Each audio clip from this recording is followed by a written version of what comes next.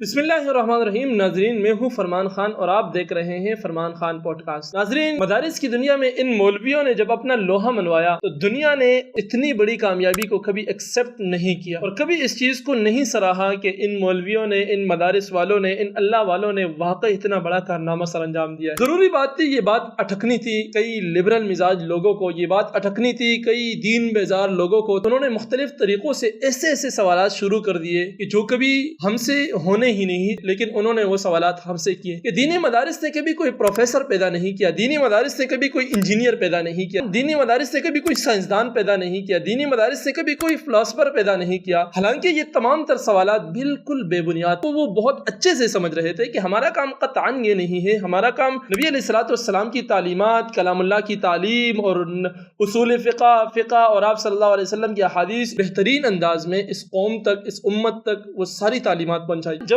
ان مولویوں نے دیکھا کہ اگرچہ یہ ہماری فیلڈ تو نہیں ہے، لیکن پبلک اس فیلڈ میں بھی ہم سے ڈیمانڈ کر رہی ہے، ہم سے اس فیلڈ میں بھی یہ تقاضا کر رہی ہے کہ آپ اس فیلڈ میں بھی آئے، ان مولویوں نے اپنے بچوں کو اس طرف متوجہ کیا اور اپنے بچوں کو بھیجا۔ ان بچوں نے عصری اداروں سے تعلیم سیکھی اور سیکھتے رہے وقتاً فوقتاً۔ تقریباً 4-5 سال پہلے ان بچوں نے ان عصری اداروں میں پوزیشنیں لینی شروع کر دی، لیکن اب ایک وقت آیا ہے کہ ان بچوں نے ان عصری اداروں میں جا کر اپنے آپ کو اتنا مضبوط کر دیا کہ اب وہاں سے پوزیشنیں چھیننی شروع کر دی۔ کل ریزلٹ اناؤنس ہوا ہے میٹرک کا، وہ ساری تفصیلات یہاں میرے سامنے ہیں۔